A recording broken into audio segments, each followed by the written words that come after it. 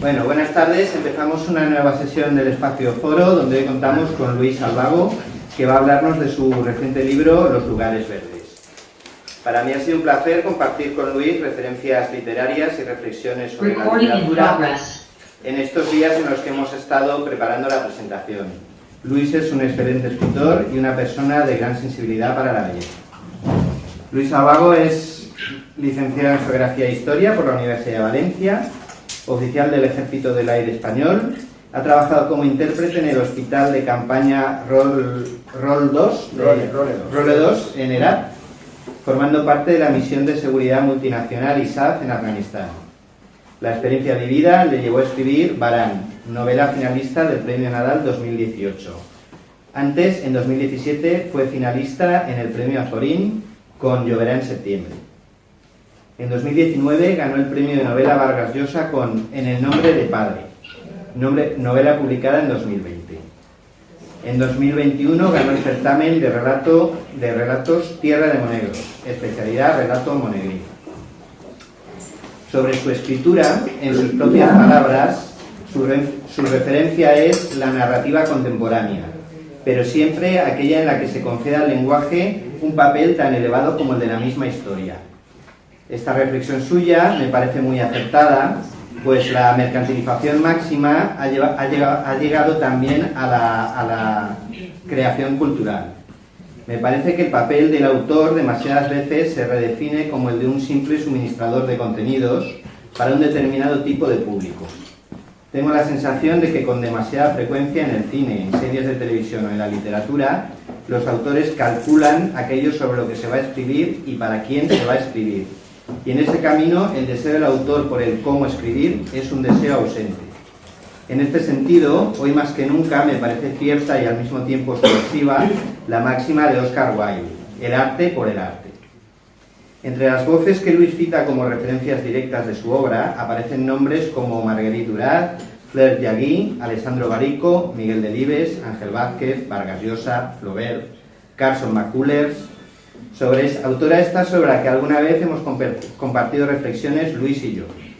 Nombres ligados todos ellos a la belleza y a una profunda verdad personal.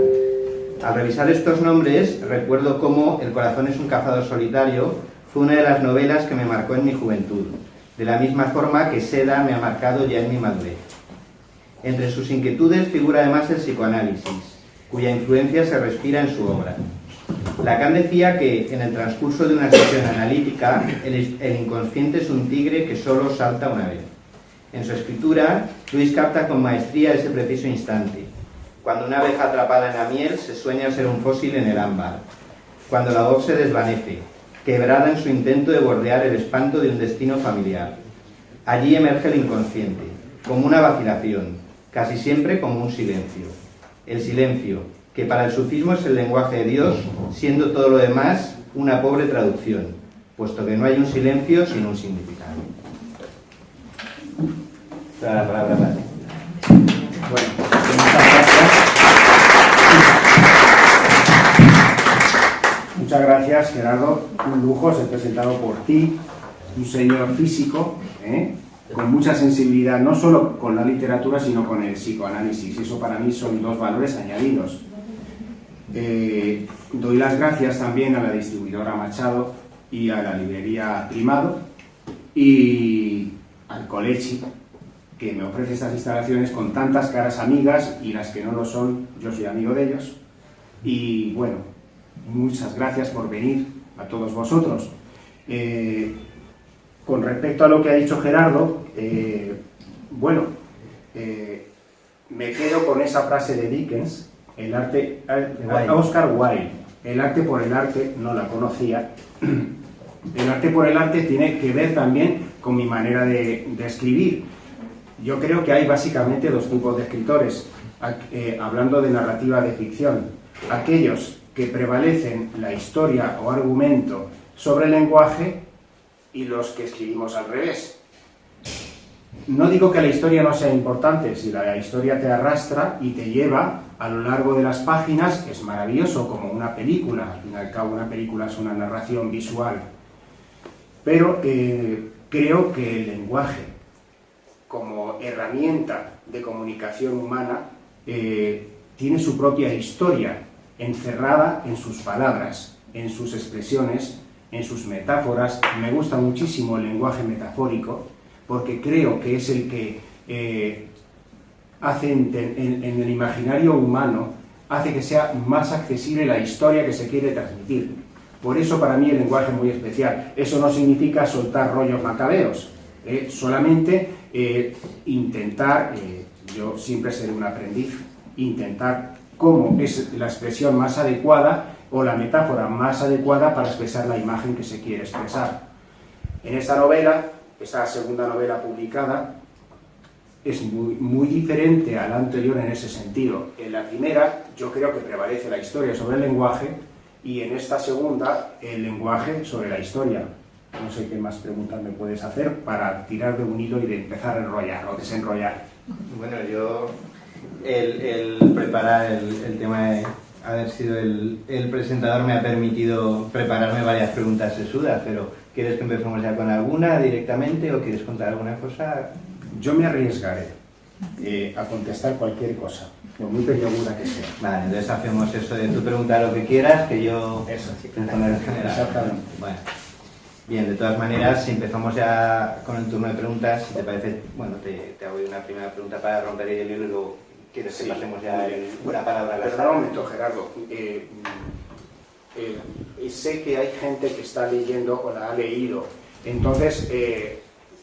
vamos a tener un poquito de cuidado para no revelar mucho, aunque yo no estoy muy seguro de eso que se dice, no me hagas spoiler. El otro día con un librero de Zaragoza, de la librería París, estoy hablando con Pablo, me decía que pues, estuve 3 horas firmando y me dijo, no vayas a decir nada de las novelas cuando los clientes te pregunten. Y digo, ¿pero por qué no? Porque yo digo, puedes saber más o menos cómo va la historia, pero aunque te revelen parte de ella, cuando tú lees un libro, haces que te sumerjas en un mundo diferente. Entonces, que hagas algo de spoiler no me parece tan malo. En cualquier caso, por respeto a aquel que sí que le importa, pues entonces nos controlamos un poquito. Yo el primero porque siempre fui el insoportable adolescente que contaba las películas enteras, o sea que, pero bueno, nada, las preguntas que te he preparado, como bien dices, entran un poco en el ambiente de la novela, porque bueno, después de todo estamos haciendo la presentación de la novela, entonces algo de entrar en el ambiente vamos a decir, pero desde luego yo por lo menos he hecho un ejercicio de condensación y tampoco hay ningún spoiler. Bueno, la primera pregunta que te había preparado es la siguiente. En un momento dado de tu novela, uno de los personajes declara, no es spoiler, es cita, uno de los personajes declara: las leyes deberían ser dioses benévolos a los que habría que adorar. La frase, bueno, la verdad es que esa frase me la subrayé porque me llamó mucho la atención y dije, esto da para una pregunta. Porque esto me remitió un poco a Freud y al malestar en la cultura. Desde Freud y el malestar en la cultura sabemos que la ley, entendida como el efecto represor que la cultura y la civilización imponen sobre el sujeto, exige de él toda una serie de renuncias pulsionales, a cambio de no abandonarle completamente ante la soledad. Esta transacción, a todas luces desequilibrada, estaría para Freud en el origen de las neurosis. Pero de acuerdo con Lacan, la neurosis supone un penar en exceso, por cosas que de otra forma podrían, cito a Lacan, aliviarse un poquito. Entonces, todas estas reflexiones vienen a que pensé, quizás las leyes no puedan ser del todo, como apunta tu personaje, dioses benevolentes, quizás no del todo, pero yo me pregunto, y te traslado un poco la pregunta, si entre un dios que exige el sacrificio y un dios benevolente no puede haber un lugar intermedio en el que las leyes no sean objeto de enfrentamiento en la interpretación, como apuntas tú también a continuación en la frase, un objeto de enfrentamiento en la interpretación, casi en bandos irreconciliables, que hace de ellas que sean un lugar y pudieran hacerse de ellas un lugar un poco más fácil de amar, de lo que es la realidad. Supongo que un poco la evocación de tu personaje va un poco por esa idea y, bueno, te quería preguntar si crees algo así imaginable o en qué pensabas, para hacerlo más fácil, pues si crees algo así imaginable es muy difícil de contestar. Bueno, ¿en qué pensabas cuando escribiste esa frase? Bueno, ¿O es propia de, es un nicho de allí, de Afganistán? ¿O en qué pensabas? Esa frase hace referencia precisamente a que las leyes, vamos a ver, en Occidente, o las personas que no sabemos demasiado de ese mundo, nos ocurre a todos que aquello que no conocemos del todo lo agrupamos en un mismo saco y está apartado. Para todo el mundo el Islam son los moros y son aquellos que están en el sur o en el oeste, y son aquellos que además profesan una religión que somete a las mujeres y tal. Nadie se le ocurre pensar, o la mayoría de la gente, que el Islam tiene también sus propias interpretaciones del Corán, y que lo mismo que la religión cristiana, ¿no? Aquí tenemos, en el Islam tenemos el sufismo, no es una tendencia que en esta novela de Los lugares verdes sí que trata mucho el sufismo, pero en cuanto a tendencias religiosas o profesiones de fe del Islam está, por ejemplo, los chiitas y los sunitas. Entre ellos no hay una gran concordia que se diga, al menos en Afganistán. Yo no soy especialista, lo único que conozco bastante es Marruecos, por mi familia, y Afganistán porque he estado allí 4 meses trabajando. Y entonces he empezado, investigué mucho acerca de eso, porque yo era de esas personas que pensaban que el Islam es todo aquello que tiene por Dios a Alá y que las mujeres se ponen un velo encima. Es una generación muy simplista, pero yo creo que la mayoría de la gente, pues supongo que al contrario sucederá lo mismo, pensarán lo mismo de nosotros a la inversa. Entonces, cuando yo dije esto, cuando esa novela cito esa frase, lo que quiero decir es que en esa interpretación del Islam hay leyes que no son nada benevolentes, en cambio hay leyes bastante severas, como es la Sharia. La Sharia permite que los religiosos emitan fatwas, por ejemplo, como la que condenó a Salman Rushdie, que no sé actualmente cómo está porque hace un par de meses fue atacado. Eso lo permite una ley no benevolente, una ley que emana de la religión, de la interpretación fanática o radical de la religión. No sucede esto en otros países como Marruecos, o al menos no sucede de esa manera tan aguda, y la frase viene por eso, por esa manera de interpretar. Si las leyes serían dioses si fueran benevolentes, El Islam puede ser benevolente, por supuesto que lo puede ser, depende de la interpretación que se haga del Corán. De la misma manera que con la religión cristiana hemos pasado nuestra Inquisición, es una interpretación de las Sagradas Escrituras que se ha hecho en la Edad Media nuestra, podríamos pensar así, de un lugar que al fin y al cabo ha pasado el tiempo y sigue anclado en esa Edad Media de Asia Central, no se ha desarraigado del todo. No sé si lo he explicado bien. Perfectamente. Bueno, abrimos turno de preguntas a la mesa. Yo voy apuntando y levantarme la mano cuando los que queráis pedir palabra. Pilar, ha pedido la palabra. Bueno, yo he sido muy obediente con tu mandato y no me he leído el libro esta vez, porque el anterior no solo lo había leído, sino que lo había estudiado hasta las comas, te consta, ¿no? Entonces esta vez no me lo he leído. Pero sí que me ha llamado la atención la frase que ha mencionado Gerardo, ¿no? Porque la estructura de la frase, tal como él la ha leído, implica un deseo. Dices, las leyes tendrían que ser dioses benevolentes a los que habría que adorar. Implica un deseo de que las leyes de los humanos, de los seres del lenguaje, que están hechas para todos, si fueran más benevolentes tendríamos 2 consecuencias. Una consecuencia, se tendría en cuenta el uno por uno, el sujeto, cada uno de los sujetos a los que se le aplica una ley, pero también se evitarían uno de los fenómenos más tristes de la historia de la humanidad, la segregación del diferente.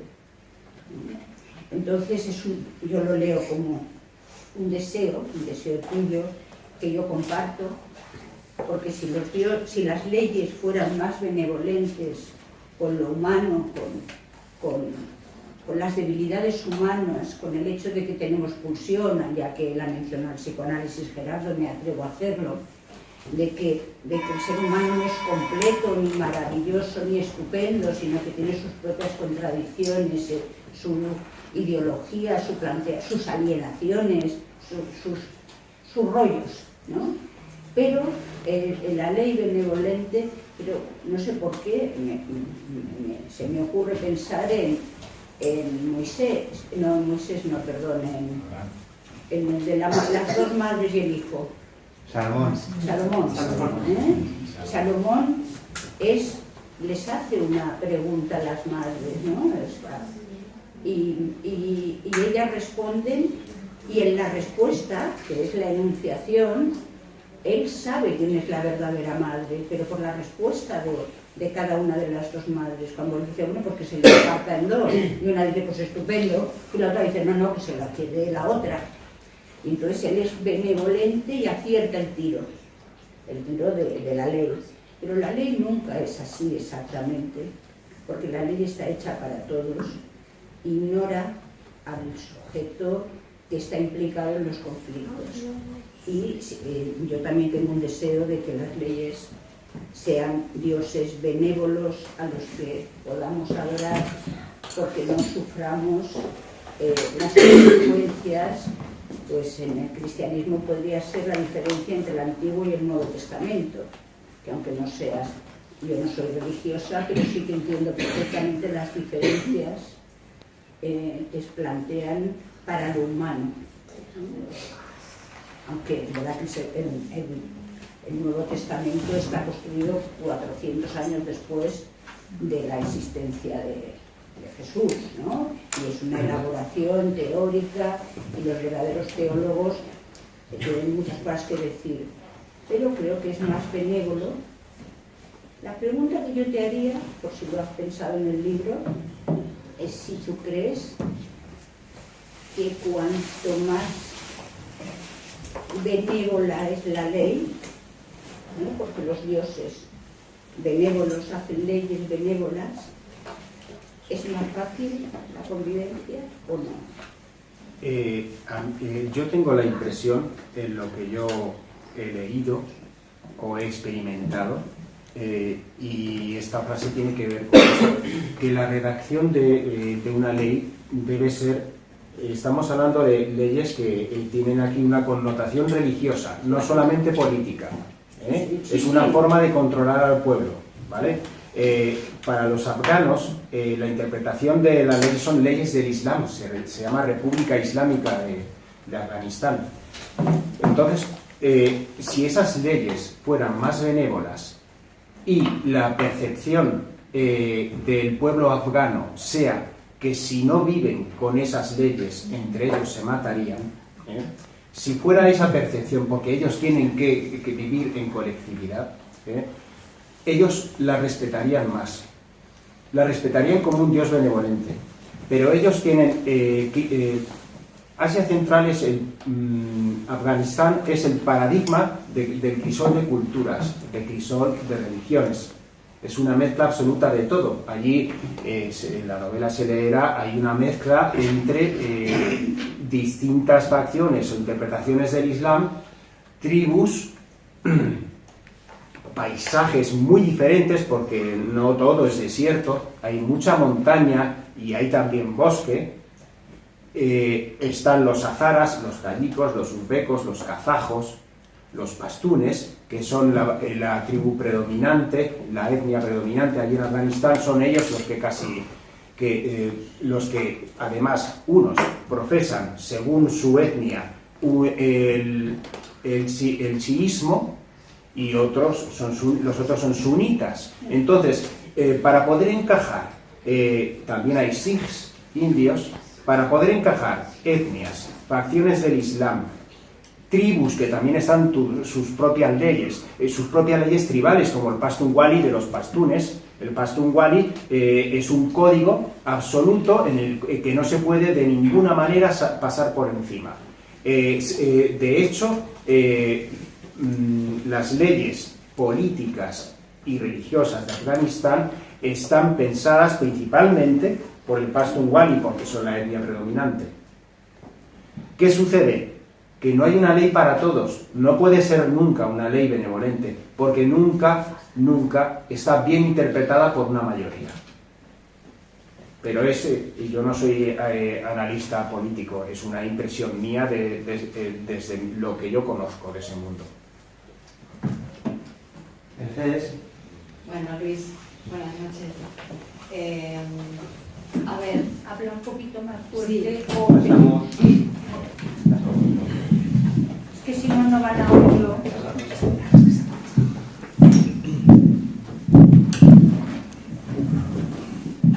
Bueno, gracias. Yo he leído tu libro y me ha gustado muchísimo. Desobediente. Ya. Me lo he pasado muy bien, porque, a ver, tú se lo dedicas al Mar Menor. Por supuesto. ¿Qué? Y yo vivo allí. Se lo dedica al Mar Menor. Sí. Además dices, bueno, a ese lugar azul donde bailaban los hipocampos. Bueno, el Mar Menor es una belleza, pero está muy abandonado, ¿vale? Por intereses políticos y económicos, donde, bueno, no vamos a entrar en profundidad, pero creo que todos los conocemos. A mí tu libro, entre otras cosas, me ha evocado mucho el oleaje del Mar Menor. O sea, porque, vamos a ver, el tempo del libro sube y baja, no sube demasiado, pero tampoco baja demasiado.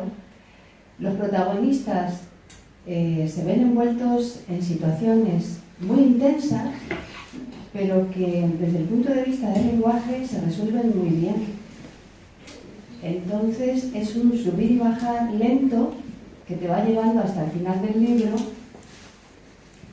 con una dosis poética enorme, con una suavidad muy grande que hace una lectura muy fácil, pero a la vez, yo por ejemplo, de todo lo que has hablado en esta pregunta, en esta segunda pregunta, pues me he tenido, a medida que he leído el libro, he ido buscando porque vamos a ver, la Sharia, sabes un poco que son leyes, pero no sabes la profundidad que tienen. Abarcan la religión, las relaciones sociales, las relaciones económicas.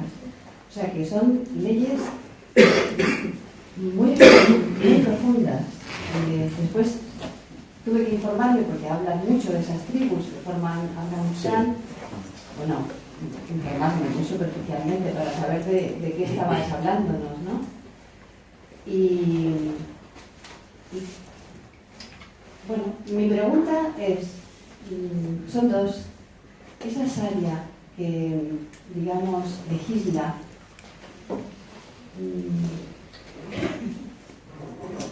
¿ocupa el mismo lugar que ocupa la religión para nosotros? Es decir, algo que está ahí detrás, que cuando nacemos nos vemos bajo ella por los familiares que nos han precedido, pero que después, vaya, no la respetamos mucho.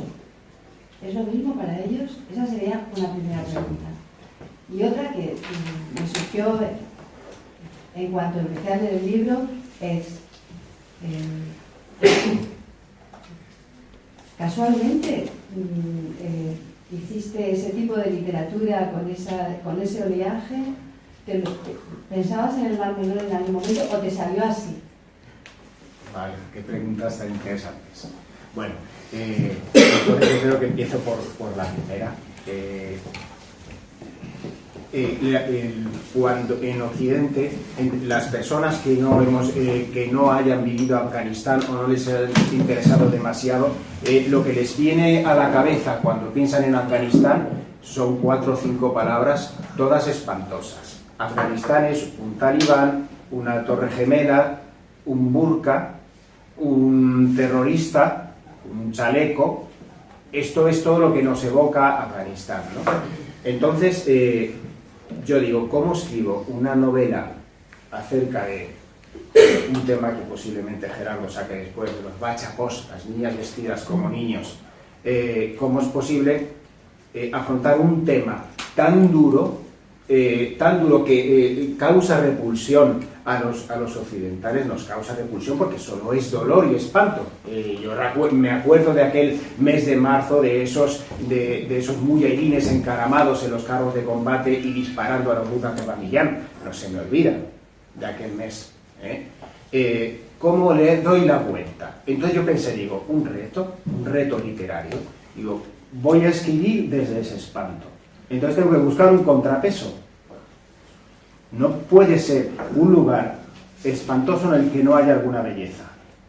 Entonces pensé, bueno, está la poesía persa, está ya la Ladín Rumí. Hay una cita, una de las citas del libro este que he escrito, es aquello que tú buscas te está buscando a ti. Cuando lees una frase así, dices, no puede ser que el lugar sea tan espantoso como para que se escriban estas cosas. O la herida es la grieta por donde entra la luz. Eso es la poesía persa. Entonces, a partir de ahí pensé, digo, vale, pues voy a hablar de la poesía persa, en qué ámbito se escribió. Siempre le rodeaba el sufismo, ¿no? ¿Y qué más puedo hablar de Afganistán?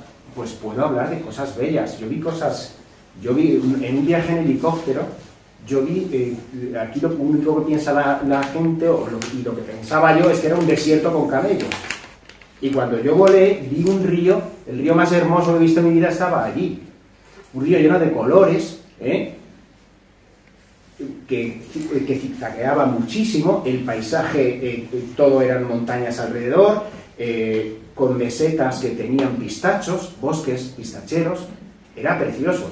Entonces, claro, yo jugué con ese lenguaje, buscar la belleza en un lugar que solo evoca espanto. Para mí, el Mar Menor, que me he criado allí, la mayoría de la gente a lo mejor no ha oído mucho hablar, o sí las noticias acerca del desastre ecológico. Yo me he criado allí y cogía cangrejos y caballitos de mar y todo eso ha desaparecido. Entonces a mí, cuando a la hora de dedicar el libro, digo, pues se lo voy a dedicar a mi Mar Menor. Aunque no me la agradezca nunca. Me hacía ilusión, porque es un lugar al que le tengo muchísimo apego, como le tiene también Mercedes. Que yo lo haya evocado de alguna manera no me extrañaría nada, Mercedes, pero eso eres tú, que eres muy lista, y tienes esa profundidad, tanta sensibilidad, y es que es muy bonita esa apreciación que has hecho, muy bonita, y estoy seguro de que tienes toda la razón. Y la otra pregunta es con respecto, yo creo, la Sharia, a ver, religiones monoteístas. Nosotros hemos pasado por una evolución en la religión, hablo en un sentido general, que ahora pues no sea Europa, esa Europa creyente de hace unos años, por supuesto, hemos evolucionado, pero yo creo que esa evolución ha sido mucho más benévola para nosotros que para ellos. Algo hay en la interpretación de los textos, tanto de sunitas como chiitas, que hace que el Islam no evolucione. Solamente hay que ver lo que ha pasado con esta chica que han matado en Irán. Me pareció espantoso. Es curioso porque poco antes había visto la película Persepolis. Es una, no sé si la habéis visto, o lo que es la lectura. Y el cómic, todo. Y bueno, pues sí. Y claro, pues yo cuando lo asocié dije, bueno, y por otra parte yo pensaba que se revuelvan las mujeres allí, que se revuelvan en Irán. Por supuesto se ha aplacado. ¿Qué sucede? ¿Por qué? ¿Por qué no va más allá? Todas las primaveras árabes han fracasado. Hemos echado a Gaddafi y Libia está igual o peor. En Túnez, ¿qué ha cambiado? ¿Dónde está la primavera? No hay primavera. No ha habido ninguna primavera en ningún sitio donde hay Islam. Hay países más evolucionados como Marruecos, muchísimo más evolucionado, nada que ver con lo que yo he visto o lo que sé de Afganistán. Entonces, Mercedes, yo creo que es una interpretación de la que no se puede escapar. Es como una cárcel esa interpretación de los textos sagrados crea una especie de cárcel en la que ese pueblo es un Gulliver atado al suelo. No se pueden mover, no evoluciona, se queda así. 20 años después de haber ordenado la International Security Assistance Force, 20 años, el mes de agosto pasado tuvimos que ver cómo no sirvió para nada. ¿Por qué? ¿Por qué ese inmovilismo? Nadie, yo he leído informes de jefes militares americanos, españoles, no entendemos nada. ¿Qué ha sucedido?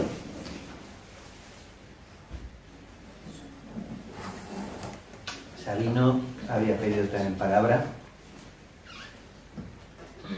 ¿Nos oye, Sabino? Vale. Sí, no, ¿me oís aquí? ¿Se oye? Sí. Sí. Si te miro aquí, te miro a la cara, ¿no?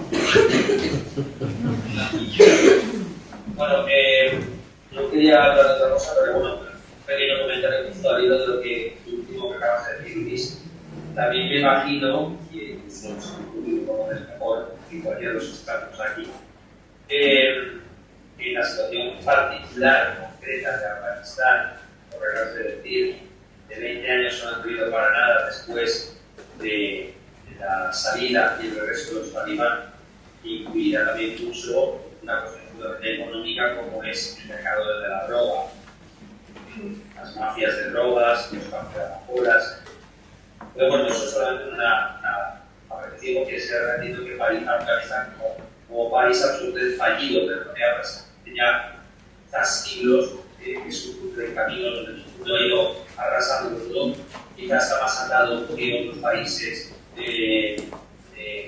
donde esa religión particularmente domina por esos otros motivos. Pero bueno, a mí me interesaba más otro tema, y es que a fin de cuentas se trata de la presentación de un libro que yo, por supuesto, sí he leído. Me queda para leer, a fin de cuentas, estudios correctores, tiene que ver. Me interesa mucho que es, por favor, algo de un proceso creativo, algo del orden literario. ¿Por qué este uso del lenguaje? Ya has dicho algo, pero porque este uso del lenguaje me recuerda mucho a esa globalidad, quiero convencer eso, lo que ha dicho, que es capaz de saber de contar lo más absolutamente horroroso, contarlo de forma que no voy a decir que sea poesía, pero es una demostración de que efectivamente la palabra puede sublimar lo más absolutamente horroroso. Décadas un poco de la creación de la novela. Bueno, creo que la respuesta te va a gustar porque, verás, esta novela, Los lugares verdes, empezó como un relato. Y si fuera un género literario, le llamaría relato pandémico. Porque cuando uno estaba tan atrapado durante este pasado tan reciente, pues ha tenido mucho tiempo para reflexionar, ¿verdad? Para lo bueno y para lo malo. Entonces, ¿a qué me dediqué yo? Aparte de hacer bailar con vídeos de YouTube para no oxidarme, pues me ponía a escribir, me levantaba muy temprano y escribía relatos. Digo, voy a escribir un libro de relatos. Y pensé en un libro que se llama Ruido de Palomas, que lo he llevado a algún concurso. En cada relato hay palomas. No hay más relación en cada relato que la paloma de cualquier manera. Y empecé, yo sabía que existía este deporte de adiestrar a las palomas en Afganistán, en Irak, en Irán, en la India, en Pakistán, y una cosa me llevó a la otra. Y de ahí digo, ¿y por qué no escribo más? Y entonces ahí aprendí la existencia de los bachapós. Yo estuve en Afganistán, pero los bachapós no se ven, porque digamos que es algo que está oculto. Bueno, a ver, voy a aclararlo primero.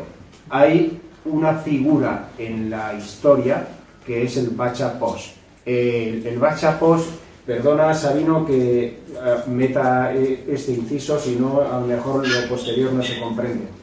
Entonces, yo me puse a escribir también, las palomas me llevaron a los bachapós, Y yo cuando empecé a leer sobre los gachapós, me compré este libro, leí algún manual en inglés, este libro bueno, me lo leí 3 veces porque necesitaba documentarme. No es algo de lo que los occidentales podamos informarnos con rigurosidad. No podemos, porque digamos que es algo, un gachapós en Afganistán es algo que todo el mundo sabe pero nadie ve. En el vecindario saben que uno o que una es una mujer, aunque vista como un hombre, pero nadie lo habla.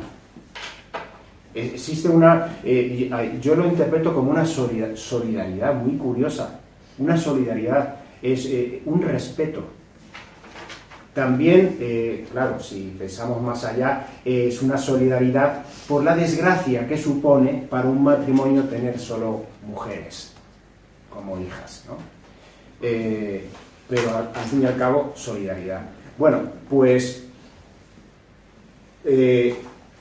fue ahí, con esa razón que he dicho antes, cuando me puse a escribir este relato, que luego fue novela, que primero fueron palomas y luego fueron gachapós, que dije, bueno, Afganistán, qué lugar tan horroroso. Y además, como yo tenía mis propios recuerdos y mis imágenes, y imágenes de ordenador, imágenes en la cabeza, de las cosas espantosas que yo vi. Y me acuerdo de una niña que venía con el hijab, tenía la cara descubierta, tendría menos de 12 años, no levantaba la mirada. A mí no me miraba a los ojos, pero había mucha gente, estaba lleno el dispensario, y entonces yo acompañé a una, yo no la podía tocar, pero había una chica, una enfermera, que sí que podía tocarla. Yo estaba ahí por si le tenía que ayudar a algo. Y le tenía que pintar las manos de no sé qué sustancia, porque tenía hongos. Al parecer, había un cupo de españoles que se podía... para los españoles había un cupo de locales, de afganos, que podían entrar en el Role 2, el hospital de campaña. Y primero entraban los hombres, y luego las mujeres y las niñas. Entonces, esta niña me llamó mucho la atención, pues yo pensaba, esta niña, ¿cómo será su mundo aquí? Esta que no se atreve a mirarme a los ojos. Yo le decía tontadas, como le diría a cualquier niña española, le intentaba hacer reír, aunque no nos entendiéramos. Pero no era posible, no levantaba los ojos. Y esas cosas, claro, las ha vivido cualquiera, pero si uno, la mirada de cada uno es la mirada de cada uno. Y a mí eso me hizo pensar. Entonces, bueno, es un mundo duro, que para poderlo expresar yo en una novela, para poder crear una historia, pensé, no puedo escribir algo que sea tan horrible, tan espantoso. Y además, en la novela anterior que había escrito, había guerra. Y no quería ser encasillado como un escritor de guerras, que además es militar. Entonces digo, voy a ver, experimenté, me gustaba el lenguaje, leí de Jalaluddin Rumi, leí libros para documentar, para no meter la pata, en algo la habré metido seguro, pero lo he intentado, y esa es la novela que ha salido, Sabino. ¿Más preguntas? Sí. Pilar. No. ¿Había otro turno? Como yo no leí el libro, pero estoy escuchando en relación a esto y estuve en países árabes y tuve una impresión muy similar a lo que contás, en Marruecos, en Qatar. Y la pregunta mía, no pretendo una respuesta de sí o no concreta, pero es ¿cuál es la causa de esta literalidad de las leyes islámicas o musulmanas? Quizás es una pregunta ingenua, sin respuesta, pero dentro de las 3 religiones, el musulmán es la última, la más reciente. Y yo no entendí por qué tanta literalidad religiosa o política. Es una pregunta que todavía he leído en Lacan, he leído soy psicoanalista, bueno, pero me interesa por ahí, quizás cuando lea el libro me arrimo un poco a la respuesta, pero siempre me quedo esa pregunta. Esto de la mirada me pasó, una joven, yo le hago una pregunta por una calle y me dice que me acerque a un lugar donde era un toldo y le digo, ¿por qué acá? Porque dice, no nos regala en Marruecos. Sí. es una literalidad Sí. tremenda. Porque vos hablabas de la metáfora que escribís de manera metafórica y no pueden metaforizar la ley. Sí, sí, sí. Es tremendo. Bueno, no sé si es una pregunta o una respuesta, Bueno, pero... yo creo que no me has hecho una pregunta, y si hubiera sido una pregunta, por Dios no me pidas la respuesta, porque es muy complicado, ¿eh? Pero yo no puedo responder a eso. ¿Cómo te llamas? Luciano. Luciano, bueno, pues no te puedo responder, pero mi Hay que seguir visión estudiando. es como la tuya. Pero aquí esto es literatura. Ojalá pudiera yo escribir No, una quizás respuesta. cuando lea, por ahí me acerco un poco a la impresión tuya Sí. de lo que vos viviste a nivel de la ley, porque algo... Pues me alegro mucho de coincidir contigo. Pilar y luego tú. Yo voy a hacer dos cosas. Una respecto a las primaveras árabes.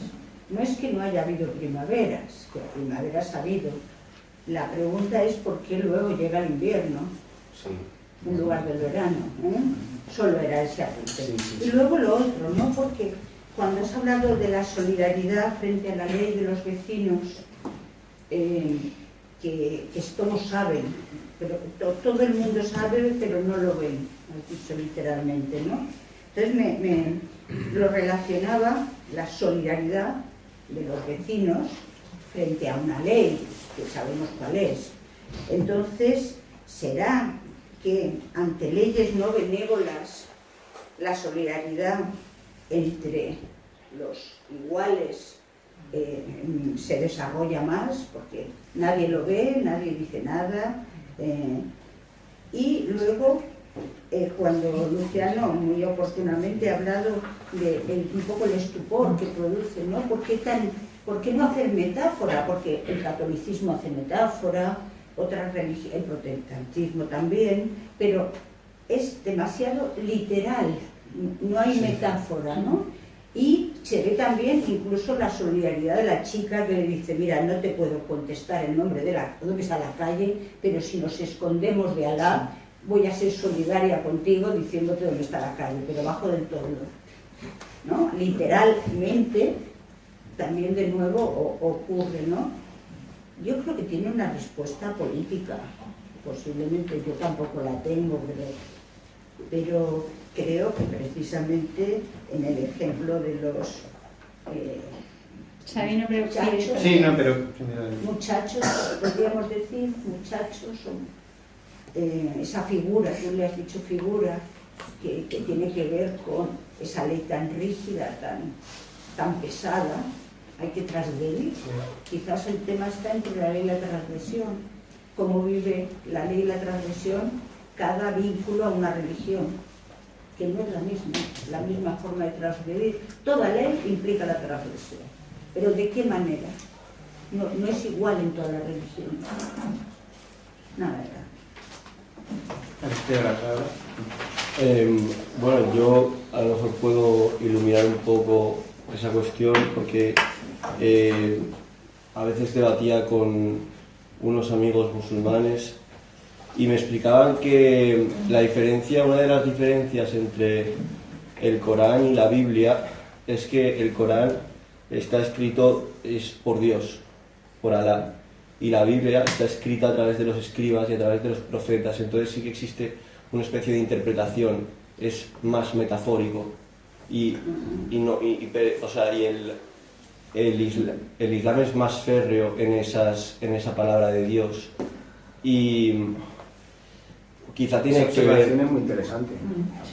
no se les permite interpretarlo porque es explícito y quizá tiene algo que ver con esa literalidad y también ese miedo de transgredir puede que esté relacionado con lo joven que es la religión, porque esto es hipotetizar, pero el cristianismo cuando en sus comienzos tenía una visión de Dios, de un Dios que castiga, un Dios cruel, un miedo a Dios, no voy a hacer por miedo. Y más tarde, en el Nuevo Testamento, aparece una visión de un Dios que perdona y de un Dios que comprende. Entonces, puede que el Islam esté pasando por esos primeros pasos que dio el cristianismo y puede que en un futuro cambie o se modifique. Pues yo creo que has dado parte de la respuesta, ¿eh? Sí, Sí, sí. sí. Yo no estoy de acuerdo. Ah, no, pues habla. Espera, creo que había pedido Sabino palabra y luego Paqui. Sabino. Bueno, no lo he visto, pero por la voz que ha sido Pablo el que ha hablado del libro, ¿verdad? ¿Me oís? Sí, sí. Demasiado.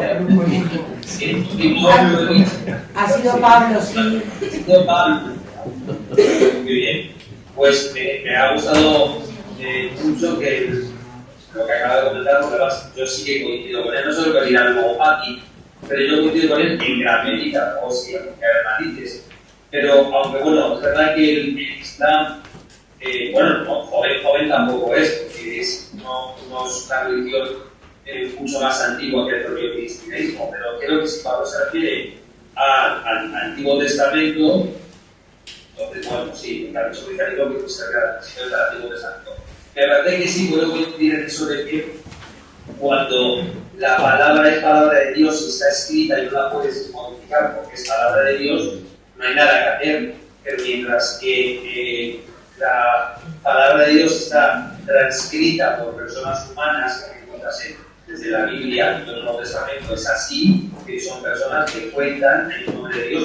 Aunque es verdad que la Biblia se considera que es palabra de Dios, palabra sagrada, y necesitamos antes llegar al punto que ya comentaba justo antes de que saber lo que iba a decir Pablo, es que no todo el Islam es como lo estamos viendo. Lo ha dicho Luis al principio, está el sufismo. El sufismo es la corriente de, ¿cómo decirlo? Lo que sería los místicos, Santa Teresa y San Juan de la Cruz. El sufismo es el misticismo del Islam. Y me parece que es una corriente radicalmente distinta a todo esto que se ha hablado. Hemos hablado de los suníes y los chiitas, y es verdad que su forma de entender la religión es muy rígida, mientras que el sufismo es pura metáfora, pura verosimia. Es que el libro, bueno, me regalaron un libro muy interesante sobre los textos de Rumi, y la verdad es que es pura poesía, y es una forma de entender el Islam radicalmente diferente. Creo que si hay alguna esperanza para esa religión sería a través del sufismo. Pero bueno, seguramente los propios lo acabo de decir, pero me parece que es la única forma, es la única vertiente de esa religión que creo que puede sublimar algo. Paqui. A mí me ha parecido muy bonito lo que ha dicho Pablo. Pasarle el micrófono a Paqui, que si no se oye. No, pues me ha parecido muy bonito, muy interesante, pero me parece una mentira. O sea, una mentira que se cuentan a ellos mismos. Es decir, como cosa metafórica está muy bien, pero tú has dicho ya desde el principio que no en todos los países se interpreta igual la ley.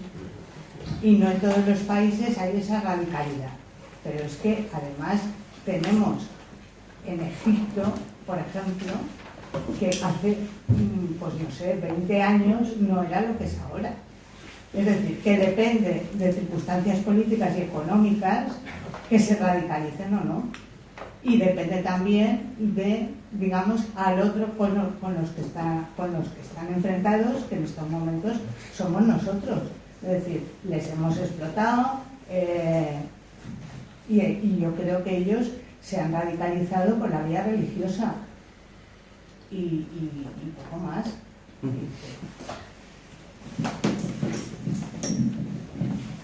Bueno, yo tenía preparada una pregunta para Luis, se la voy a hacer a continuación, pero como el debate está girando bastante en torno al enigma del Islam, pues voy a aportar un poco las pinceladas que se me ocurren.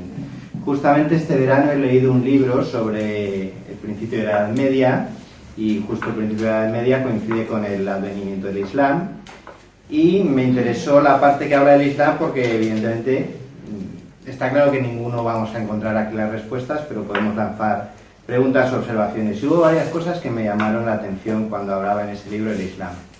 Lo primero que decía el libro es que cuando surge el Islam en Arabia, lo que hoy es Arabia Saudí, toda Asia Menor era cristiana, pero el cristianismo, tanto en Occidente como en Asia Menor, estaba muy dividido.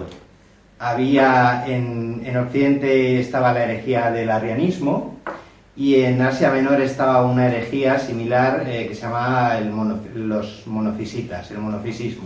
Básicamente eran discusiones teológicas acerca de cómo dividía el cristianismo la figura de un Dios Padre y un Cristo que es hombre pero que es a la vez Dios. Eso estaba causando muchas complejidades teológicas.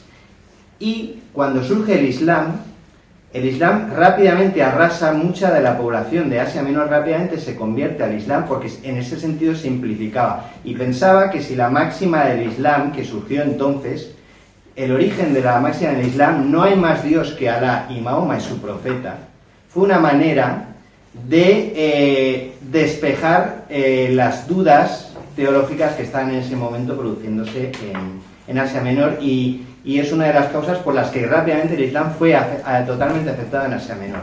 Por otra parte, el Islam es una religión, por lo que contaba en ese libro, que en su origen, y eso lo sabemos en España, lo sabemos perfectamente cuando estuvieron aquí los árabes, no es una religión que ordenara a todo el mundo convertirse al Islam. El Islam originalmente respetaba mucho las creencias de los pueblos a los que llegaban, no imponía la religión, pero sí que en el mandato de la religión estaba la expansión. Los árabes tenían que expandirse.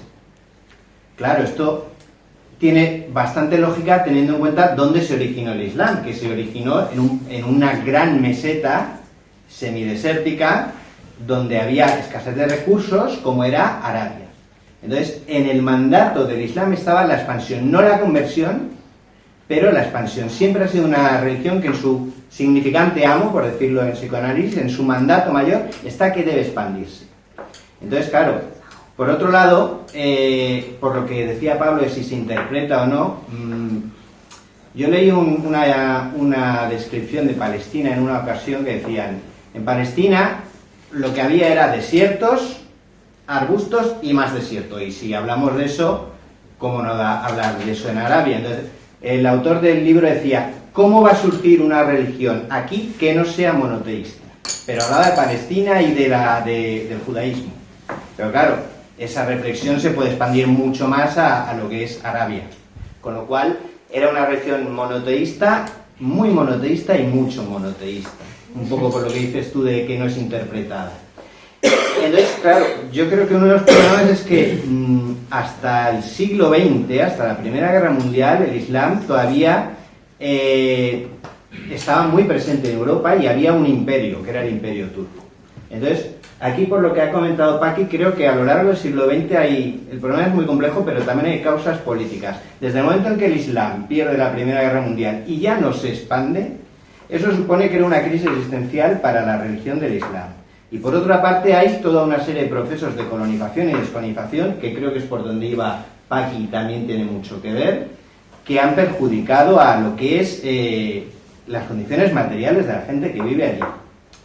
Y también es verdad lo que decía Paqui, que no es lo mismo cómo estaban los países árabes hace 60 años o 50 años que como están ahora. Hablaba Sabino del sufismo. Sí, el sufismo es maravilloso, pero el sufismo es una mística, igual que hay mística en la religión católica. Entonces, por supuesto que yo también tendría las esperanzas puestas en el sufismo, si no fuera porque no las tengo. Quiero decir, sería maravilloso, pero ni siquiera creo que el sufismo sea una corriente religiosa como pueda serlo el sunismo o el chiismo. Es una mística. Tendrá quien la siga y ojalá la siguiera mucha más gente, igual que aquí, ojalá la gente siguiera una interpretación más mística y no tan monoteísta. Todas las religiones monoteístas, las tres son dinamita para los pollos, que dice Pilar. Las tres son muy duras. Las tres son muy duras. Y por acabar y por hacer alguna referencia a lo que... Perdón un momento, es que al hilo de lo que estás diciendo es muy interesante algo que has dicho sobre ese impulso expansivo del Islam, es muy importante, eso que has dicho, además muy cierto. No hemos mencionado un concepto que es la yihad. La yihad, que yo sepa, está registrado en los textos sagrados. Hay que hacer la yihad. A eso me refería. Era un mandato expandirse, porque lógicamente tenían problemas con lo que era la situación en Arabia. Y por eso es la expansión. Sin embargo, curiosamente, al principio eran más tolerantes que los cristianos. Tú sabes, aquí en España tenemos la mejor prueba de durante el tiempo que estuvieron los árabes. Toledo, Granada, eran las ciudades donde las tres religiones convivían. O sea, ellos... Perfectamente. Sí. Se han digamos que el radicalismo ha venido, yo creo que después, por un lado, por el no poder expandirse, y por otro lado, y ahora ya engancho un poco para acabar con la pregunta que te iba a hacer a ti. Quería un pequeño apunte, y es para Paqui, en realidad es para Paqui. Creo que cuando hablas de Egipto, Egipto tiene una peculiaridad, y es que no siempre estuvo Atón, estuvo Amón. Y la experiencia transmitida de generación a generación de un cambio de paradigma religioso entre Amón y Atón también influye sobre los egipcios de forma muy radical. ¿Y en Irán? Irán es otra película, ¿no? Pero no es lo mismo, por ejemplo, la cuestión de las mujeres. No, si estoy de acuerdo contigo en todo, solamente pensaba concretamente en hace 20 años las mujeres iban como querían. Sí, y hacían lo que Persepolis lo has visto hace... Y ahora no. A lo mejor la muchacha muerta, esta, y el hecho de que vayan por las calles, ellos también, los muchachos, apoyándolas a ella de alguna manera y cambiando, pues eso también puede, si no una primavera, puede ser un veranito. Sí, veranito, ¿sabes? Luis, te voy a hacer la segunda pregunta que tenía preparada, porque creo que resume un poco lo que hemos estado hablando hasta ahora, y luego te haré otra reflexión aparte.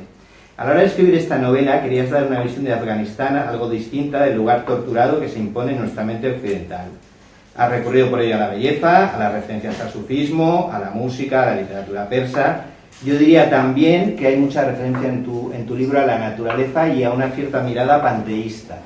Por supuesto, está el tema de la reencarnación, no voy a responder, pero hay una cierta mirada también panteísta. Una pregunta que tenía pensada era ¿qué capacidad transformadora de acercamiento crees que tiene realmente la belleza? Porque Freud en algún momento vino a decir que no entendía la belleza, que le parecía que no tenía ninguna utilidad práctica como producto psicológico, o al menos él se intrigaba acerca de ello, se cuestionaba acerca de ello. Y por lo que hemos hablado también, hemos visto que lo primero que hicieron los talibanes al llegar al poder precisamente fue cargarse la belleza. Se demonizó la música, cancelaron por la vía explosiva a los budas de Bamiyan, eso sí que fue una cancelación en toda regla. Ahora estamos asistiendo a un nuevo intento, bueno, lo que se ha comentado también de las primaveras árabes, que lo tenía justo a punto de así, ¿en qué han quedado? No han quedado en nada. Ahora estamos asistiendo a un nuevo intento de cambio en Irán, vamos a ver qué pasa. Y por otro lado te quería preguntar, por un lado, ¿qué papel crees que puede jugar la belleza en el mundo? Si tiene algún papel que jugar relacionado con lo que tú has insistido mucho, que querías mostrar la belleza. Y al hilo de esto, desde nuestro punto de vista occidental, ¿vale? Hemos hablado bastante del Islam, y desde nuestro punto de vista occidental, y quizás parcial, ¿en qué crees tú, que has estado allí, que se erró cuando se intervino en Afganistán? Si la ética, más allá del plano personal, tú estuviste allí, y tuviste una posición ética, tú estuviste allí, tuviste con tus propios ojos, y sacarías tus propias conclusiones de lo que veías y también desde el punto de vista ético. Pero si asumimos, que quizás es mucho asumir, pero vamos a asumirlo, que nuestra intervención como Occidente tuvo una intención, una finalidad ética, ¿en qué crees que se falló? ¿Qué crees que se hizo que no se debía de hacer? ¿O qué crees que se debe de hacer que no se hizo? Bueno, respecto a lo primero, a la belleza, que es el arte, sino el intento del ser humano por sublimar la belleza. Eso es lo que nos mueve a la creatividad en cualquiera de las disciplinas que existe el arte, ¿no? Queremos sublimar la belleza, queremos verla, queremos la maravillosa, me encanta estar rodeado de victorias de Samotracia, ¿Cómo puede estar un cuerpo tan mutilado, ser tan simbólico y tan maravilloso? Cuando lo vi por primera vez en el Museo del Louvre, yo la verdad que me emocioné muchísimo en esa escalinata. Bueno, pues la belleza también existe en Afganistán. La palabra sitar, la cítara, ahí hay instrumentos musicales, hay un estilo de música, la música persa. Se pintaba, el sufismo permitía pintar. Hay imágenes, porque el Islam en general no tiene representación religiosa de la naturaleza, no sé si hojas sí que se puede, en fin, pájaros, los pájaros, atauriques, formas geométricas, pero no se pueden representar a seres humanos. Pero lo que hay es bello, hay un intento por expresar esa belleza, la necesidad del ser humano, de lo que nos hace sentir humanos, que es la percepción de la belleza, su representación, su plasmación en la disciplina que sea. Y en Afganistán también, no son ajenos. No solamente allí hay muchísimo analfabetismo, pero allí nació la poesía persa.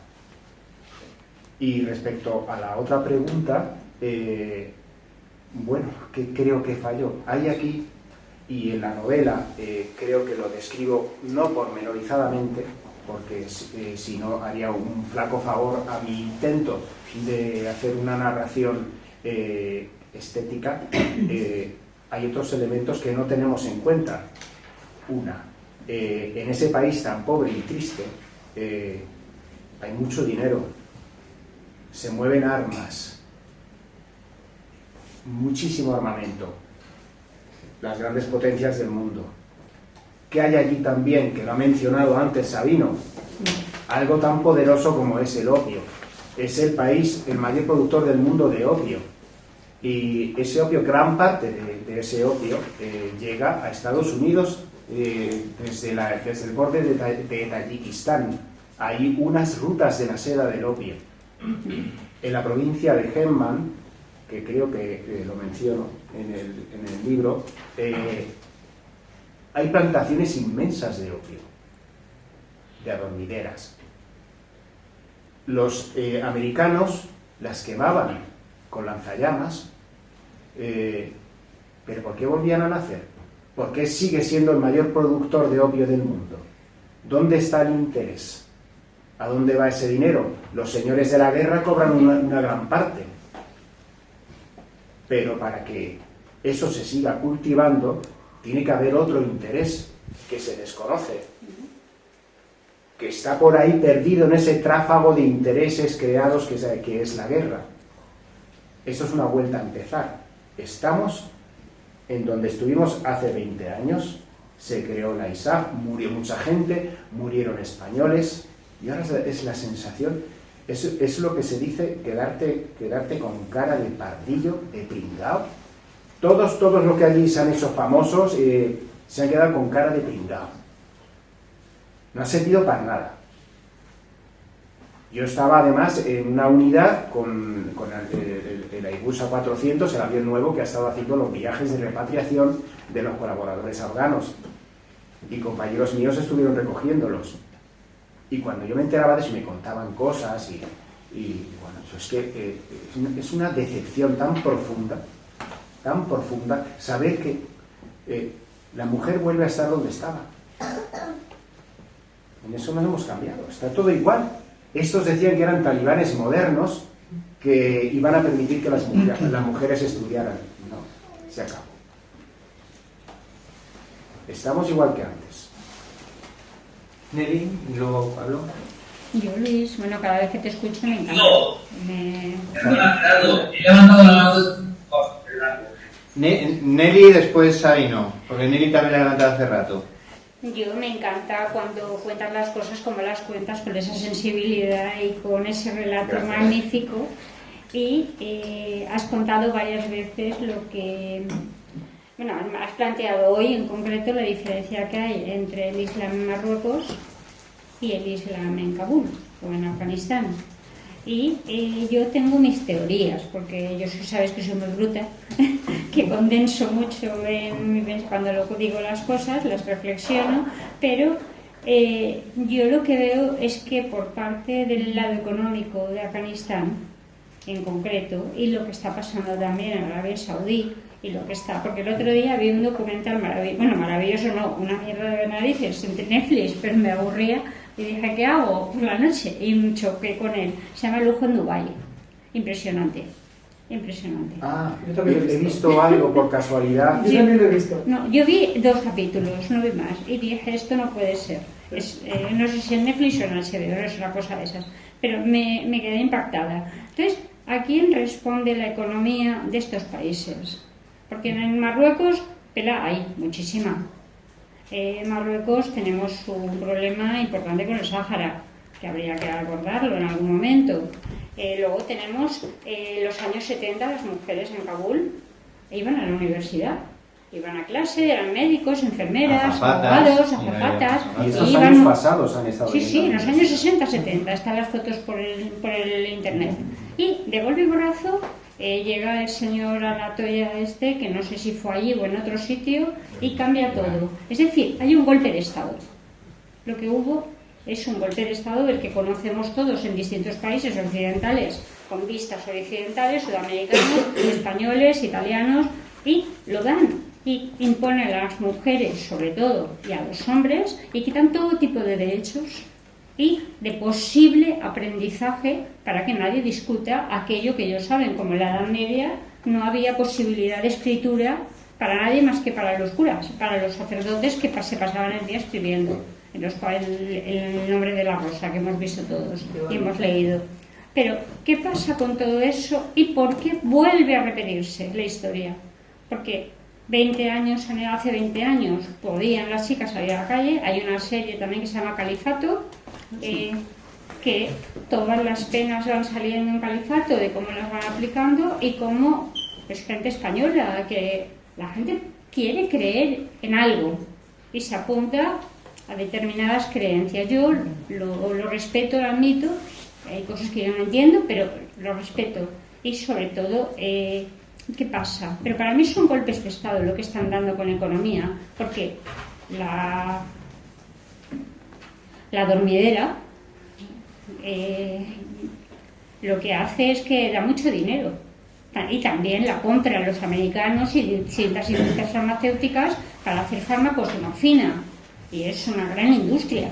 Entonces, si esto el pueblo se entera y dan trabajo de verdad, que se podría dar de verdad con las adormideras, crear una producción y trabajar desde los lugares, y de 8 a 3, de 7 a 8, de 12 a 14 horas, me da igual.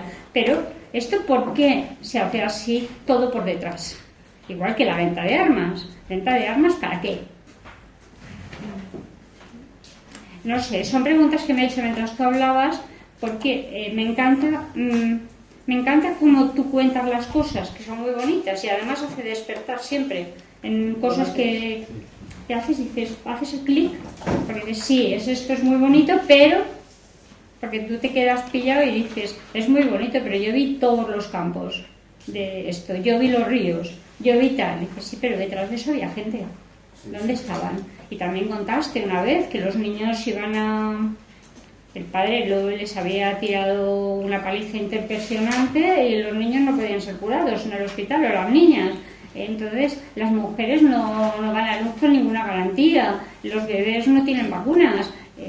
No sé, hay como un despropósito para mí. Para entender todo esto, hablo en lo que yo he estudiado de historia. Hay que tener cuidado cuando miramos atrás en el pasado, porque parecemos que a veces tenemos una percepción errónea del pasado. No hay un solo pasado. No hay un solo pasado. Lo digo porque al fin y al cabo la historia de los pueblos es el juego del Risk o el de Age of Empires. Es así. Siempre conquista. Aquí hemos conquistado todos. El Islam también, el Imperio Otomano. Recordemos que antes de que Egipto fuese árabe, allí estaban los egipcios, había politeísmo, quitando a Atón, al padre de Tutankamón, ¿no?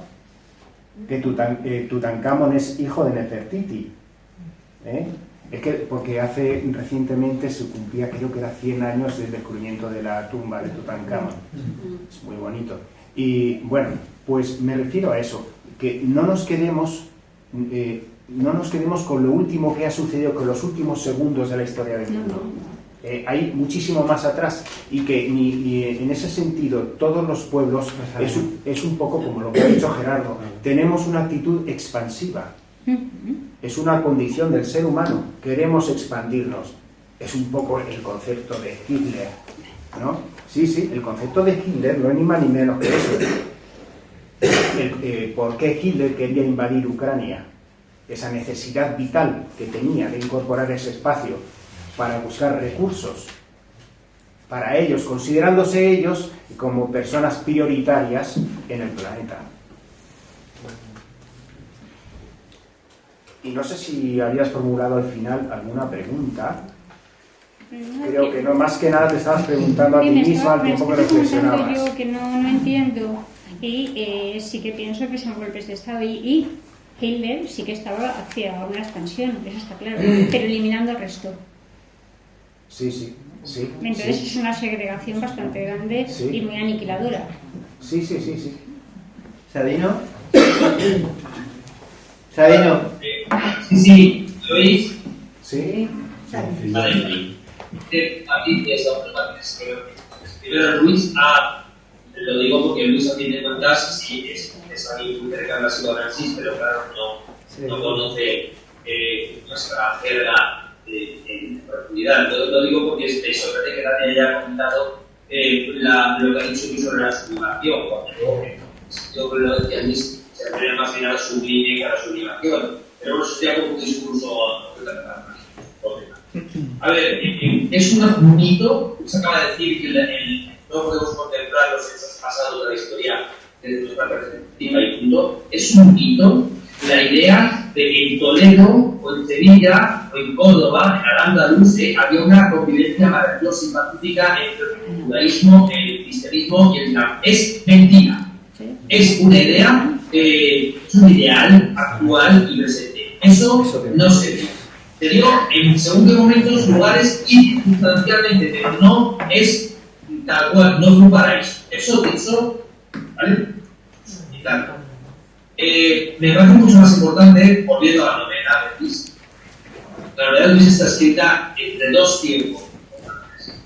Entre la primera estancia de los talibán en Afganistán y la segunda. O sea, la novela, lo que hemos hablado, él y yo, al respecto y tal, pues evidentemente él sabía muy bien lo que estaba escribiendo, pero es verdad que su novela estaba prácticamente concluida antes de que los talibán regresaran. Y eso también le hizo plantearse muchas cosas. Por ejemplo, yo me pregunto, Luis, ¿qué ha sido de la niña esa que no levantaba los ojos? ¿Qué ha sido de ella? Porque acabó la misión de la ISA, Occidente desapareció de allí. ¿Qué ha pasado luego? Pero tú también antes, y creo que también es una cosa que has hablado, también has hablado con Alberto, con Gerardo, lo hemos explicado, Afganistán es un lugar de cruce de muchas culturas a lo largo de la historia. Yo tengo la sensación de que incluso si no hubiera Islam aquí, sería un país fallido. Idea, porque Afganistán no siempre no es cierto un tiempo en que era la cultura de Gel y en un momento histórico fue el país arrasado. No fue arrasado el pueblo occidental, que lo digo ya de más fue hace muchísimos más siglos. Bueno, solo uno podría contar bastante mejor que yo, pero es lo que me llama la atención de ese país en particular, ese en concreto.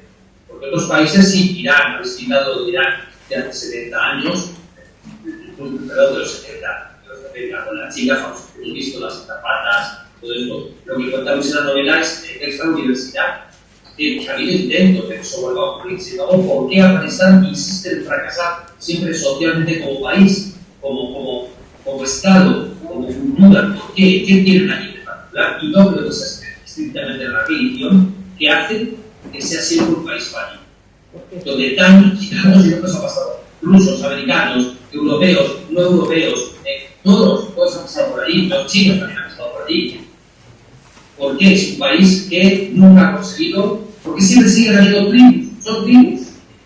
¿Por qué siguen habiendo tribus dispersas que son incapaces de unirse para hacer una estructura mayor, superior? ¿Qué va a ser de esa niña si esa niña sigue viva? No lo sé. Es una pregunta metafórica porque evidentemente no le puedo saber. Pero me gustaría también, Luis, que leyeras a un fragmento de la novela. ¿Qué? Perdón. Que leyeras algún fragmento de la novela. Que leyeras algún fragmento. Muy bien. Pues, Que Pablo ha pedido. Sí, pero si le quieres contestar a Sabino. Bueno, con respecto a lo de la niña esa, pues que no puedo hacer más que una conjetura. Y mi conjetura solamente puede ser, yo no diría nefasta. Si la vuelta al pasado es nefasto, pues sí.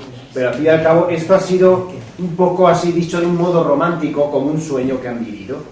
Y esa niña seguramente ha vivido lo más cerca posible cómo eran esos extranjeros que estaban allí vestidos de uniforme y que ayudaban a las personas y que ya nunca más estará cerca de eso. Posiblemente esa niña ahora esté cubierta por un burka, no lo sé. No lo sé. Mejor no puede ser. Pablo. Yo quería hacer un pequeño paréntesis después de todo lo que ha ido desgranando aquí, que me está pareciendo muy interesante, pero yo quería hacerle una pregunta a Luis de carácter formal, es decir, a partir de todo lo que se ha ido desgranando en esta sesión, quería preguntarte a la hora de construir el discurso del relato, ¿qué criterios has adoptado para desarrollar y para articular ese relato, delegando a narradores o al narrador que tú te has servido para desplegar toda esa serie de... Bueno, tú que sabes tanto de eso, Pablo, en mi caso, yo tengo una debilidad. Y es que mi mejor manera de expresarme, o la mejor manera o más verosímil de expresarme, es en primera persona. Yo soy siempre un protagonista en la novela, necesito serlo para implicarme en la historia. Y yo escribo así. De hecho, acabo de terminar ahora una novela por encargo y parte de ella estaba escrita en tercera persona y otra parte en primera persona, porque eran fechas diferentes. Y la parte que he narrado en tercera persona, cuando la acabé y la leí entera, dije, no me gusta, no me la creo, la vi impostada. Entonces tuve que cambiarla otra vez, y era un tercio de la novela y volví a escribirla, pero yo era una señora y anciana. Y digo, ¿cómo es una señora anciana? Mamá tiene 95 años. Y entonces yo me puse a escribir dentro de esa señora y la he escrito así. En la novela posiblemente yo me identifique con Ismail, por muchas razones, y creo que es así como yo he articulado la novela, desde el mundo que yo veo, como Ismail, como ese personaje. Lo que sucede es que al ser una historia con su planteamiento, conflicto, nudo y desenlace, claro, tú tienes que aplicarle ese ritmo a la novela para que tenga siempre un hilo del que tirar, para que el lector siga deseando leer. Es lo mismo que en las películas, que de eso sabes tú tanto, y cómo se llama, cliffhanger, ¿no? Uno va creando cliffhanger a lo largo de la historia para poder siempre ir arañando, quiero saber, quiero pasar la siguiente página. No siempre se consigue. El éxito es si lo consigues, si el lector sigue deseando leer. Es así como he escrito la novela, básicamente, pero dejándome llevar siempre por la emoción del personaje principal. En este caso, pero yo soy Ismael. Desde fuera, el relato se construye desde fuera, es decir, hay una mirada que, digamos, brinda al lector para establecer una distancia, o hay una incorporación, una integración es decir, que el narrador se convierte también en personaje. El narrador es personaje, efectivamente. El narrador es personaje. Sí, sí. Y en realidad yo estoy hablando al lector. Yo soy Ismail y yo estoy narrando al lector. Le estoy contando lo que pasa, pero desde mi... O sea, que el sujeto de denunciación se identifica con el propio narrador. Sí, sí. Bueno, a ver, que nos organicemos. Palabra para Pilar, luego Pal, y luego Sabino me ordena que leas la página 47 y como contraste la página 50... No, perdón, primero ordena la 58 y como contraste que luego leas la 47. No he ordenado, Gerardo, hermano, no le he ordenado. Digo que les gustaría subir esas dos páginas que muestran un contraste brutal en algo que decía Mercedes, como lo horrible con una gran belleza. Vale, son rectifico, Sabino no ha ordenado, que nadie entienda que ha ordenado, no, pero que leas la 58 y la 47. Y Pilar y Pal. ¿Lees ahora? O... Cuando ya saben. Yo quería decir tres cositas. Una, en relación a algo que ha dicho Sabino, cuando dice que hemos mitificado la época de Alfonso X el Sabio. Yo no sé, no soy muy mitómana, pero pienso que si no hay concordia no hay prosperidad, y en España en ese tiempo la hubo, es decir, fue además la única prosperidad que hubo en España, en la época de Alfonso X el Sabio, y la concordia que representaba un cierto convivir entre tres religiones muy potentes, las tres: la musulmana, la judía y la cristiana. No digo que fuera un paseo en barca, porque lo social nunca es un paseo en barca, habría grandes problemas, pero la prosperidad económica, el nacimiento de los oficios, el desarrollo de la agricultura, todo eso pasó y no me lo invento yo, eso es un dato objetivo. Otra cosa es que he cogido dos notitas, pero lo propongo para cuando estemos en el curso, sobre este librito de El triunfo de la religión, discurso a los católicos, de Lacan, que dice algo que habéis estado todo el rato debatiendo, solo leo la frase, ¿vale? Dice: desde el comienzo, todo lo que es religión consiste en dar un sentido a las cosas que antes eran cosas de la naturaleza. Me parece que es importante, porque me lleva a lo que te quería decir a ti, Luis. Y luego dice: la religión fue pensada para que los hombres no se den cuenta de lo que no anda en lo social, para que no se den cuenta de lo que no anda. Y termino diciéndote que tú has dicho al principio, y me ha gustado mucho, tus dos posiciones de la escritura. Por un lado, la historia es sobre la primera novela, que había una historia, y luego el lenguaje, has dicho el lenguaje sobre la historia, ¿no? Entonces, luego, mucho rato después, has hablado de la narración, del libro como una narración estética.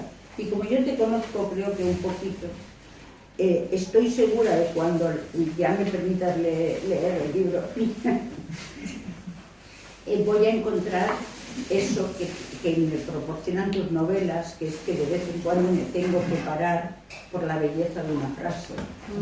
Es decir, hay algo de un juicio estético continuo y potente, y es uno de los grandes valores de tu literatura, porque creo que nace desde, no tanto desde la belleza, sino de lo que, el concepto que a mí me interesa mucho, que es lo sublime, distinto a la sublimación freudiana. Lo sublime no es lo alto, como decía Freud, lo sublime es lo más alto y lo más bajo de la belleza y la fealdad, elevado a la categoría de escritura. Quiero decir, creo que no he leído el libro, pero por lo que habéis ido comentando, me da la impresión de que el horror de lo vivido le has dado un giro del orden de lo sublime, en el sentido de definición de lo sublime y de lo angino, digamos, lo de irse de fiesta, ¿no? Y por eso junta la naturaleza, la religión como dar sentido a lo que antes era de la naturaleza, y por otro lado lo sublime como contar lo terrible de manera que se pueda leer. Podríamos decir que tiene que ver con un tratamiento simbólico de lo real, bueno, pero eso sería un rollo patatero. Lo importante es que lo sublime permite acercarse a lo horrible y reconocer también ahí la belleza. Muy bien. El rollo patatero. Pal y luego la 58. Y luego la 47. Y terminamos y vamos. Pal y luego terminamos. Yo iba en dirección justo a lo que ha comentado Pilar, porque me interesaba preguntarte justo por los dos tiempos que has dicho en las dos novelas. En la segunda, que es la que vamos a leer, que yo te he obedecido, no la he leído tampoco, sobre justamente prevalece el lenguaje sobre la historia. Me interesaba, y como has mencionado también la belleza, pensaba, justamente iba por ahí mi articulación, mi comentario, más que pregunta, ¿no? Que quizá buscar, yo lo digo a mi modo, hacer digerible lo que es imposible de soportar, el horror. Una de las formas puede ser justamente la estética, encontrar una estética y exprimir el lenguaje para hacer transmisible lo que de otro modo sería imposible transmitir, porque lo real o lo que es imposible soportar no se puede transmitir por lo simbólico, se bordea. Es verdad que ya Freud lo dijo, solo los escritores, los artistas, pues sois capaces, ¿no?, de hacerlo. Y también estaba pensando justo en lo sublime, por lo que mencionas y has repetido, ¿no?, que no puede ser, que es una búsqueda casi inapelable, ¿no?, encontrar algo de belleza en algo donde no la hay, donde es imposible encontrarla. Y también pensé en lo sublime, porque me vino la ocasión por lo también lo ha comentado la Pilar. Y te quería hacer una pregunta a ti, y es que lo dijeras a tu modo. ¿Qué se ama cuando se ama? Te lo quería preguntar. Y además he dicho una cosa porque no lo he leído el libro, y entonces he dicho raca, y he abierto una página y pone encuentro. Entonces si quieres leerlo, porque ahí me ha parecido que algo de ahí de lo que es... Es una pregunta que en un ámbito como este de psicoanalista no me atrevo a responder. Pero no es una pregunta de oposición ni de examen, sino me parece muy bonito porque empieza así, digamos, el abstracto, es que se llama pero no se llama. Entonces digo, pues, a ver qué dice Luis, aunque está seguro que está en la novela. Está en la novela. Claro, pero que lo diga a su modo si quieres. Pues ¿sabes qué te digo? Que es una pregunta cuya respuesta es una pregunta. Y te lo devuelvo, porque es que es así. Si no me lo decís vosotros, yo no lo sé. Pero qué pregunta tan bonita. Es curioso que esa pregunta surgió cuando me puse en el papel de Ismail y está ante esa persona que no podemos aquí dilucidar nada, y yo pensé, ¿qué es lo que ama Ismail de esta persona? ¿Qué es lo que ama? Y entonces me pareció muy bonito que encajaba ya esa formulación con la poesía de Jalaluddin Rumi. Hablé con un amigo, un escritor chileno, y me dijo, eso que dices tú ya lo dijo San Agustín. Digo, San Agustín. Y me puse a buscar San Agustín. San Agustín dijo algo que se parecía, primero, esa formulación no la miré en ningún sitio, fue innata, tengo que decirlo, y busqué, digo, San Agustín se me adelantó. Busqué en internet. Busqué en internet. Y lo que planteó San Agustín de Hipona es ¿qué se ama cuando se ama a Dios? Es una pregunta muy diferente. Y sí que encontré un precioso, maravilloso poema que os recomiendo a todos que lo busquéis, de Gonzalo de Rojas, chileno, que tiene un poema que se llama ¿Qué se ama cuando se ama?, que es precioso. Este se me adelantó también.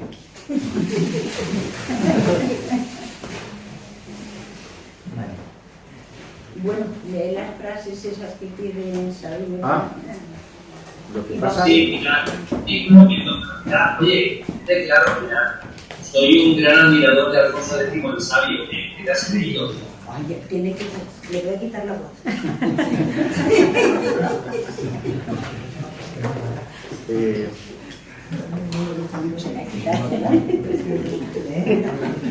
Bueno, no sé exactamente qué es lo que quiere que lea. Y le hemos quitado la voz, o sea que no puedo contestar lo que quería. ¿Qué se lee cuando no lo sabemos? Es que no sabemos lo que quiere que lea. Ponle otra vez lado. Yo un momento. creo... Vale. Que lea el inicio de la página 58, donde quiera, luego contraste en la página 45. Vale. El inicio de lo que tú consideras. Voy a leer el fragmento final de esa página. Mejor. Vaya.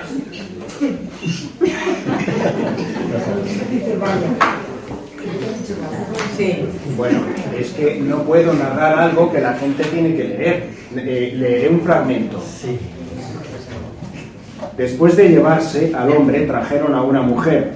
Los guardias la azuzaban con la punta de sus fusiles. Están en el estadio de fútbol de Ghazni. Los talibanes, a partir del año 96, eran unos curiosos forofos del fútbol.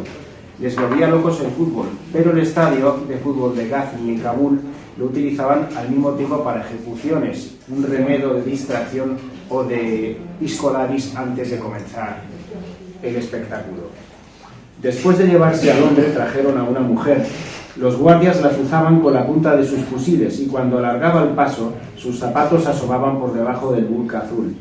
El tono azul del burka difiere del tono del azul del cielo, difiere del tono azul del agua, de las flores, de las piedras, de cualquier tono azul posible en la naturaleza.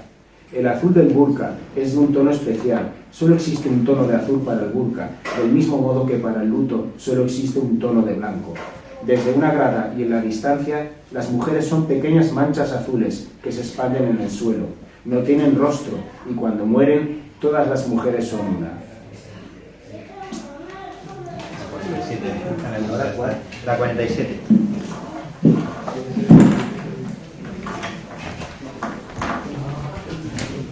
Y ya vayamos. Con esto cerramos.